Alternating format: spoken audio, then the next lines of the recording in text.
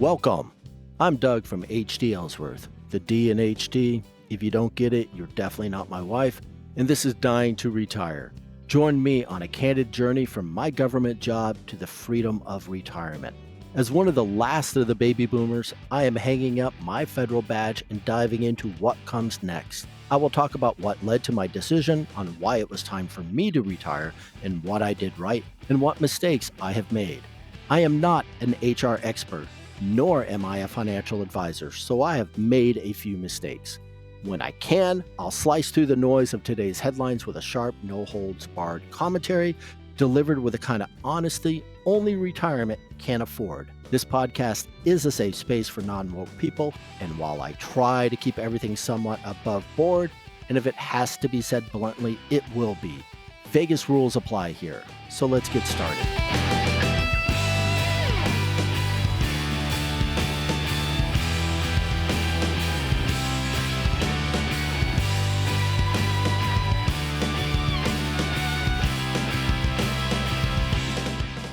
Today's episode is a different type of food for thought.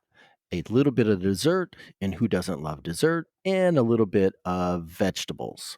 Kale, asparagus, that type of vegetables. As always, this podcast is a safe space for non-woke people. While I try to keep it somewhat above board, if shit has to be said bluntly, it is what it is. Vegas rules apply.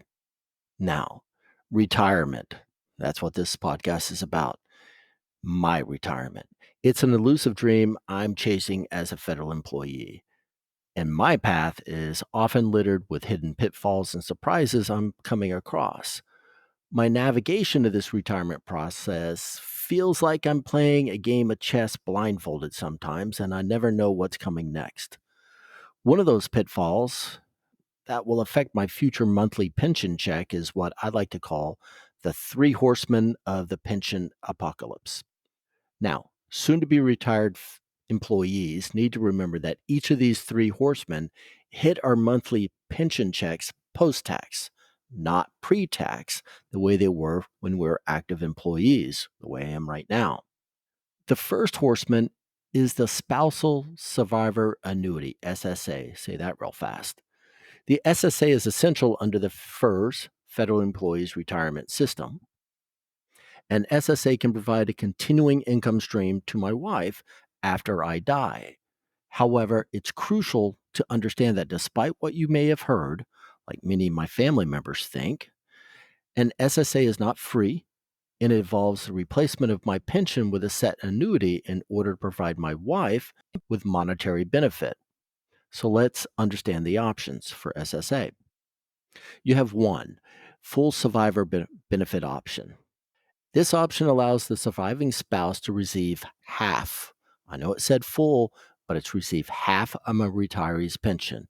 Therefore, if my pension was, let's say, $2,000 a month and I died, my wife under this option would get $1,000 each month for the rest of her life. That's gross. I'm not talking about adding the taxes and everything else. Let's keep it there. The second option is called a partial survivor benefit option. Under this option, the surviving spouse receives 1/4 of retiree's pension. Therefore, if my pension was $2,000 each month, like I had before, example, and I died, man, I'm dying a lot in this shit. My wife under this option would get $500 each month for the rest of her life. It's not a lot, but it is something. Number 3 is no survivor benefit. This option means that the surviving spouse will not receive any portion of my pension after I die. Selecting this option is pretty straightforward. It's not a bumpkiss. It means the wife gets nothing.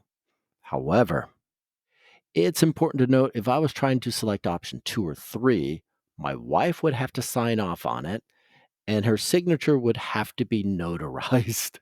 It's down to that part. The page that they have has it and it has to be notarized. So I can't play that, I need something something game with her. The one where I tell her I need something something on those special something something nights where she gets something something after I die. Nope. That's definitely off the table. I can't play that one. Now, factors to consider when deciding a peace of mind for financial protection. When evaluating which SA option I am to ultimately select, and it's really both of us, because there's no takebacks, there's no mulligans. Soon to be retirees like myself and their spouses should consider the following three factors: health and longevity, other sources of income, and financial impact. And let's break that down. Health and longevity. What is your health? What is your spouse's health? Well, I know mine's okay. The health conditions and life expectancies of both spouses play a significant role in determining the appropriate SSA option. At least that's what the counselors tell you, and that's how they put it.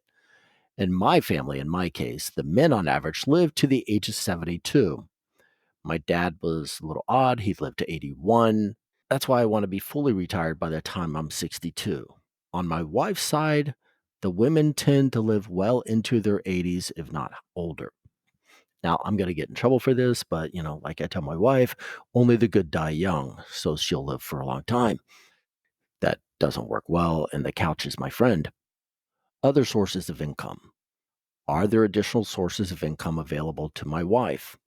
What will her Social Security benefit look like? Are there other investments or other retirement accounts that we need to consider? Let's be honest, people, playing the lottery is not a retirement account. You can't bet on it, and anyone in this state of Maryland's never going to win. Lastly, financial impact. We afford me selecting option one and two? My wife and I must assess the overall financial impact of each of the SSA options and determine if the reduction in the annuity, aka monthly pension amount, is manageable. And and when I mean manageable, what I'm talking about, are we good? Do I need to get a part-time job at Walmart as a greeter? Now, the school book answer is that choosing the SSA option can provide peace of mind to me. Okay, I'm dead. Okay, that's peace of mind before I go, but that's the school book answer. Peace of mind for the soon to be retiree. For I will know my wife will receive a stable income after I pass. And it's a polite way of saying after you kick the bucket, take a dirt nap, it's money going to your spouse. Yes, that is peace of mind. I make a joke about it, but it is something I want to make sure she has. Now, this income is invaluable because every little bit helps. All our savings, investments, everything to go. What's also very important in talking to a lot of my coworkers, or at least a couple in particular, it's especially helpful for those federal families who did not or were not able to take full advantage of their thrift investment or other investments throughout their careers. And now they're going to have to rely heavily on the federal pension as the primary source of retirement income. And we know what those are. The ones that had large families, had to move around, they could not max out their thrift deductions. The second horseman is the Federal Employees Group Life Insurance, FEGLI. As a soon to be retiree, federal retiree, I need to consider the FEGLI options and program. FEGLI provides life insurance coverage for federal employees and retirees. As a retiree, I can continue my FEGLI coverage, but I got to make the decision within 60 days of my retirement date. And like I said before, there's no mulligans. You got to get it right. Now, there's four options. The first one's called Basic, and Basic is real simple. It provides coverage that's equal to my annual basic pay, rounded up to the next 1,000 plus an additional 2,000. So if you made 150,000, or let's bring it down to reality, if you made 100,000 or 97,000, you would round it up to 98,000, then plus two, that's 100,000. All right, so let's think of it that way. Now, I have this coverage since I became a federal employee because it's one of those automatically enrollments. It's an opt-out plan versus an opt-in. It is important to note at the age of 65, the face value of basic insurance will decrease by 2% per month until it reaches 25% of its original value. So 25% of 100 is $25,000. However, the plan's premium, that sucker goes up as I get older. To offset this, most soon to be retirees select what they call a 75% reduction option to get the smallest premium on there. Option A, that provides a base $10,000 of additional coverage. It's a flat cost with no reduction in payout. I think this plan is to make sure my wife has money to bury me, but I also got the DD 214 for that, and cremation ain't gonna take a lot. No expensive casket needed. Option B, and this is the fun one, provides additional coverage from 1 to 5 times your annual salary, your annual basic pay. Let me correct that. Again, this plan has a reduction at age 65, and the premium goes up a shit ton as I get older. And I have to make sure I do not select this plan, and this is for me, as I have other insurance that covers it and it's cheaper. Plus, I will be retired. And this plan is really, in my optics, intended to replace my salary when I'm working.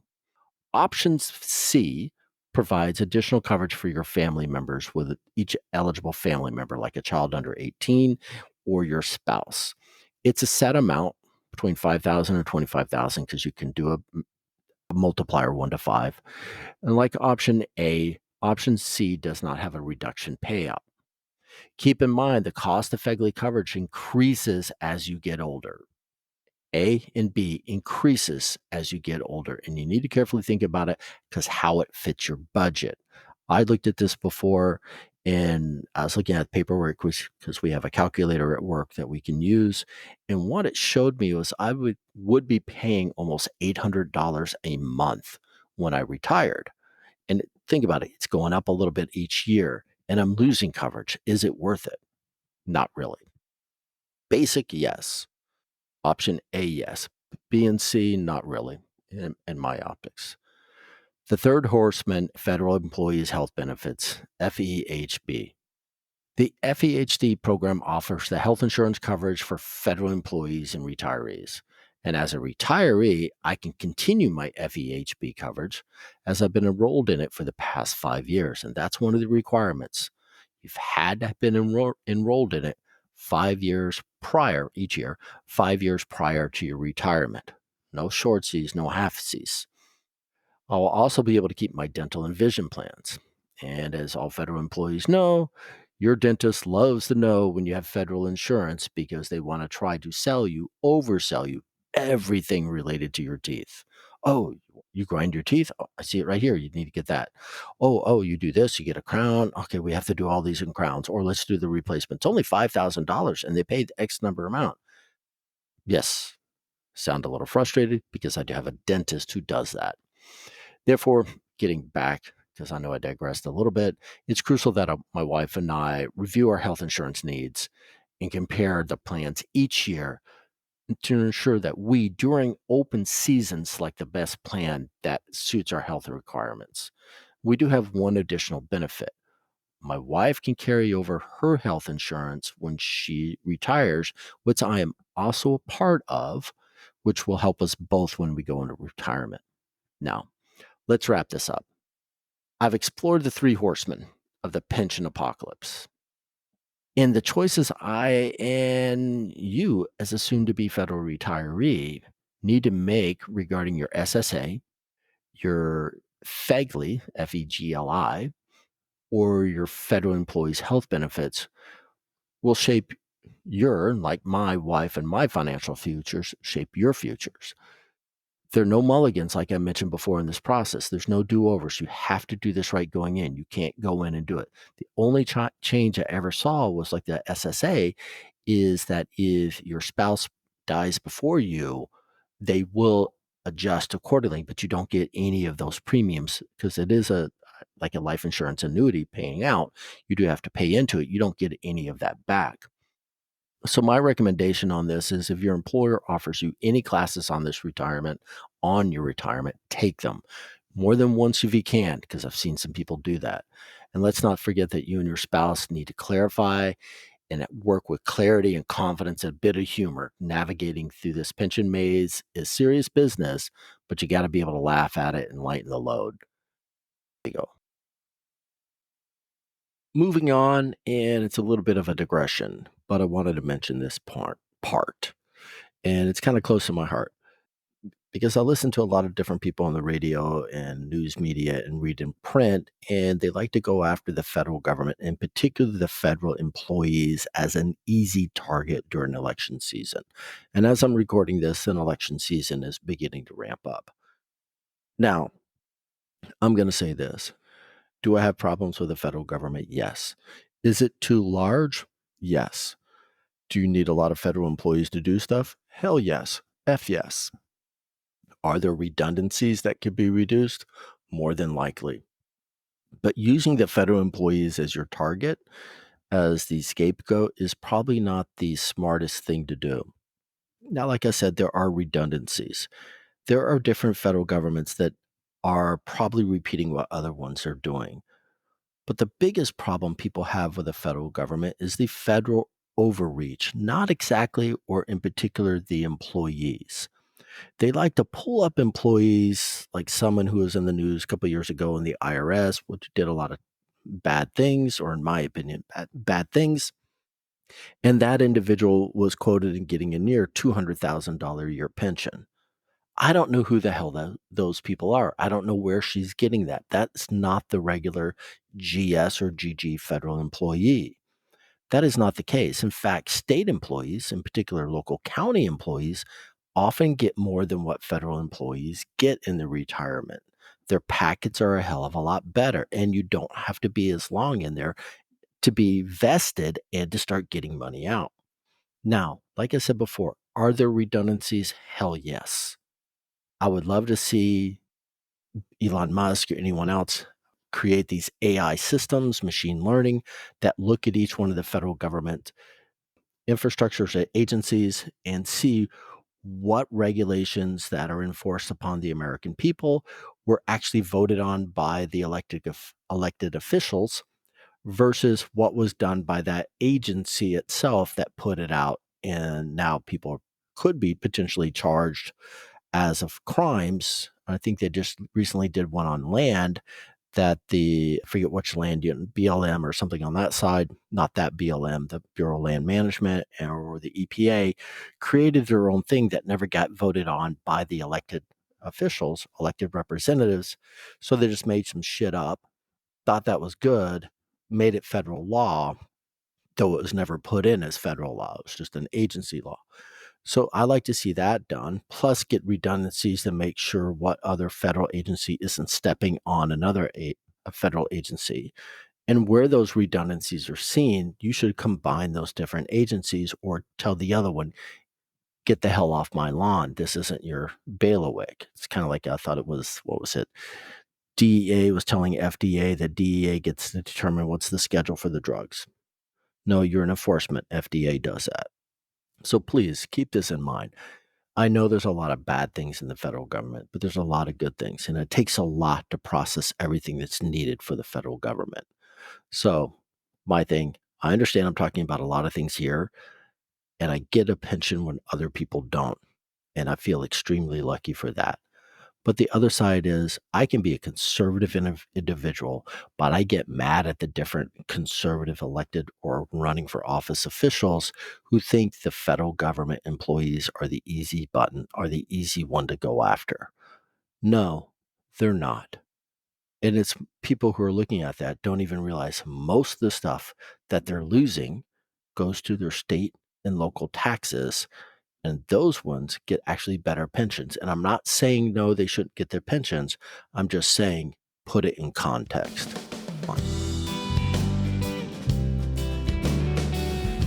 That's it for today. Curious, concerned, or just want to chat? I'm all ears. Reach out at dyingtoretirepodcast@gmail.com. And if you find yourself nodding along or you just enjoy the ride, don't forget to hit like and subscribe. Hasta luego.